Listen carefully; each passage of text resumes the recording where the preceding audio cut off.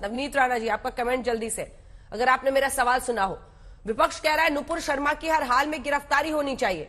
अब एआईएमआईएम के चीफ असदुद्दीन ओवैसी पर भी केस एफआईआर दर्ज कर ली गई है। आपको तो ऐसा ही कहने पर कि हनुमान चालीसा पढ़ेंगे अरेस्ट तक किया गया था। क्या सोच है आपकी इस पर? मुझे लगता है ऑपोजिशन ने जो कहना है, आप कितना भी अच्छा कीजिए, कुछ भी कीजिए, ऑपोजिशन की लाइन जो पार्टी लाइन होती है वो आपके अगेंस्ट ही होती है। उन्हें पार्टी ने वही लाइन दिया होता है कि आप अगेंस्ट ही बात करना है।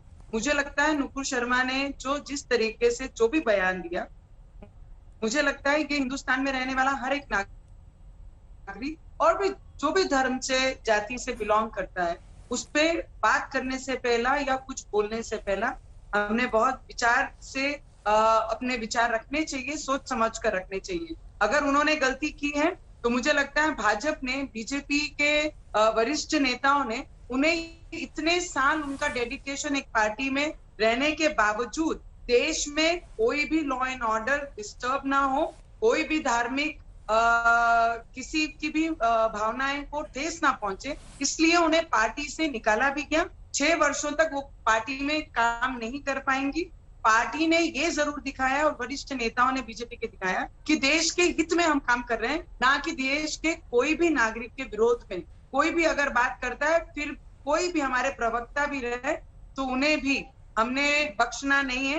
पर जो तरीके से विपक्ष बात कर रहा है, हनुमान चालीसा पे अगर देशद्रोह लगता है तो विपक्ष का काम है जो लाइन दी हुई है उसी तरीके से उनके ऊपर काम करना और उनके अगेंस्ट बात करना। मुझे लगता है नुपुर शर्मा ने माफी भी मांगी, अपना बयान जो उन्होंने बयान दिया उसके लिए भी खेद व्यक्त किया। पार्टी ने अपनी जवाबदारी लेकर, देश के वरिष्ठ नेताओं ने उन्हें पार्टी से दूर भी रखा। तो मुझे लगता है इससे बड़ा समर्थन पार्टी नहीं कर सकती कि वो देश में रहने वाला हर एक समाज के साथ, हर एक व्यक्ति के साथ वो हैं।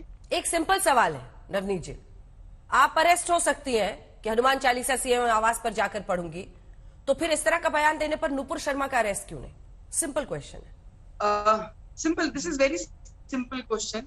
पर महाराष्ट्र में जब मुख्यमंत्री कल भाषण देते हैं औरंगाबाद में, तो वहां पर कहते हैं कि आप कश्मीर में जाके हनुमान चालीसा पढ़िए। हेट्रेड अगर कोई निर्माण करता है तो मुझे लगता है वो उद्धव ठाकरे जी महाराष्ट्र में हेट्रेड निर्माण कर रहे हैं। क्यों महाराष्ट्र में हनुमान चालीसा पढ़ा नहीं जा सकता? क्यों मातोश्री के बाहर हनुमान चालीसा पढ़ने पे देशद्रोह लगता है? ये तो सवाल उद्धव ठाकरे जी पे भी लागू होता है। तो मुझे लगता है अगर कोई बयान दे देते हैं और अगर बयान बाय मिस्टेक आ जाता है उनके शब्दों में, तो मुझे लगता है उन्होंने माफी मांग भी ली है और पार्टी ने भी उन पे कार्रवाई की है। इतने वर्षों की मेहनत, इतने वर्षों की डेडिकेशन को भी ना देखते हुए पार्टी ने देश के हित में और देश के विचारों को एक रखने के लिए पार्टी ने उन्होंने 6 वर्षों के लिए बाजू में किया। पर ऑपोजिशन जिस तरीके से एक महिला को टारगेट करने का काम कर रही है, क्योंकि महाराष्ट्र में भी मुझ पे 14 दिन जेल में रखकर मेरी आवाज दबाने का काम उद्धव ठाकरे जी ने किया। आज वो मुझे कहते हैं कश्मीर में जाके हनुमान चालीसा पढ़ें। तो ये सब चीजें अगर आप देखती हैं तो मुझे लगता है ऑपोजिशन को इस काम के अलावा, इस चीज के अलावा, अपोज करने के अलावा कोई भी नहीं है। हैदराबाद से औरंगाबाद की पॉलिटिक्स करने वाले असदुद्दीन ओवैसी कह रहे हैं कि दिल्ली पुलिस का ये बैलेंसवाद है, क्योंकि उन्होंने इस तरह से कटघरे में खड़ी हो गई है नुपुर शर्मा, तो उसके बाद उन्होंने एफआईआर दर्ज कर ली अन्य लोगों के भी खिलाफ। मैं आपको बताना चाहूंगी, बीच में औरंगाबाद में ओवैसी जी के छोटे ब्रदर, जो छोटे भाई हैं, वो हैदराबाद से आते हैं औरंगाबाद में। यस, ओवैसी जी आते हैं वहां पर और औरंगजेब के कब्र पे फूलहार चढ़ाते हैं। वहां पर जो लाइन लगती है, जो शब्द लगते हैं, हमारे महाराष्ट्र के कोई लीडर्स हैं, जो ऐसे कई लीडर्स हैं, उनको टारगेट करके बोला जाता है, हेट्रेड की बातें की जाती हैं, पर हमारे महाराष्ट्र पे उन पे कोई कार्रवाई नहीं होती है। उद्धव ठाकरे जी को भी मेरा पूछना है, अगर नुपुर शर्मा पे अगर ये कार्रवाई हो सकती है तो ओवैसी पे महाराष्ट्र में क्यों नहीं हो सकती है, दिल्ली में क्यों नहीं हो सकती है? अगर एक के साथ अन्याय, एक के साथ न्याय कर रहे हैं, उन्हें सजा देकर या उनपे ऑफेंस दाखिल करके, तो दूसरे को बचाने की कोशिश ऑपोजिशन की क्यों है? सिर्फ वोटों की राजनीति कर रही है या ऑपोजिशन, या क्या कर रही है? लेकिन ये भी आप देखो ना नवनीत जी की अब देखिए क्या स्थिति हो गई है। जिसकी सरकार, उसके हाथ में पुलिस, वो अपने लोगों को बचाता है और दूसरों के खिलाफ अपने पुलिस की कार्रवाई करता है। तो ये तो अब तो पुलिस जैसे लोग अब सरकारों के हाथ में कठपुतली है। इन मामलों को देखकर ऐसा ही लगता है। अंजना जी, मेरे साथ में महाराष्ट्र में ऐसा ही हुआ है। महिलाओं को दबाने का बहुत इजी रास्ता ये ऑपोजिशन के लोगों को मिला है। अगर महिलाओं को दबाना, मेरे केस में तो और हमारे केस में विधायक को और मुझे 14 दिन सिर्फ हनुमान चालीसा का पाठन करने का आह्वान किया तो 14 दिन मुझे जेल में डाला गया। अभी नुपुर शर्मा ने जो भी बयान किया उसका समर्थन नहीं है, पर उसके अगेंस्ट जो पार्टी को कार्रवाई करनी थी, अगर उनपे ऑफेंस दाखिल हुए हैं तो बाकी जो हेट्रेड निर्माण करते हैं उनपे भी सेम इक्वली कार्रवाई होनी चाहिए। मुझे नहीं लगता है दिल्ली ने किसी को छोड़ा है और किसी पे कार्रवाई की है।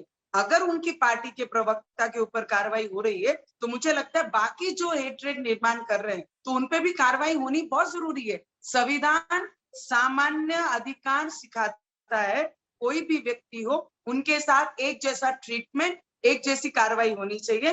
पर यह गलत बात है कि एक महिला माफी मांगने के बाद उसके पीछे इस तरीके से ऑपोजिशन अपनी पार्टी लाइन समझकर उनके पीछे हाथ धो के पड़ती है। तो मुझे लगता है ये चीजें थोड़ी सी समझदारी से हम सबने लेनी चाहिए। जब व्यक्ति माफी ही मांग लेता है, पार्टी से निकाल देता है वो व्यक्ति को, फिर उसके बाद रहा कहाँ सिर्फ मुद्दा, और ऑपोजिशन अपनी लाइन पे काम कर रही है और अपने आने वाले इलेक्शन के मतदान इकट्ठे करने पे लगी है। आज तक ओबीसी पर महाराष्ट्र में क्यों ऑफेंस दाखिल नहीं होता है? जब कोई भी लाइन हेट्रेड की वो छोड़ते नहीं है। पर उद्धव ठाकरे जी बहुत मेहरबान है ओबीसी पर, हमारे पर बिना कोई काम। यस, ओवैसी पर मेहरबान है ठाकरे, उद्धव ठाकरे, ये कह रही हैं आप?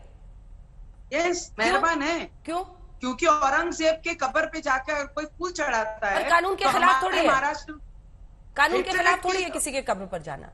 मैडम अंजना जी, मैं वही कह रही हूँ। सिर्फ मैंने प्रेस कॉन्फ्रेंस में ये कहा था कि मैं हनुमान चालीसा का पाठ उद्धव ठाकरे जी के मातुश्री के बाहर पढ़ूंगी। सिर्फ कहने पे मुझ पे देशद्रोह लगता है, 153 लगती है, 124 सेडिशन लगता है।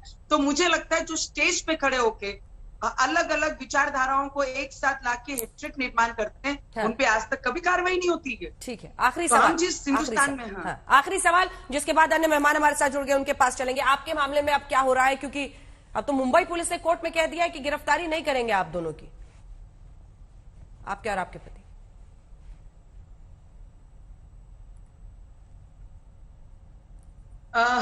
मुझे लगता है किया मेरे संकट निकल जाए महाराष्ट्र से, उसके हित में था। मेरे किसानों का अच्छा हो, उसके हित में किया।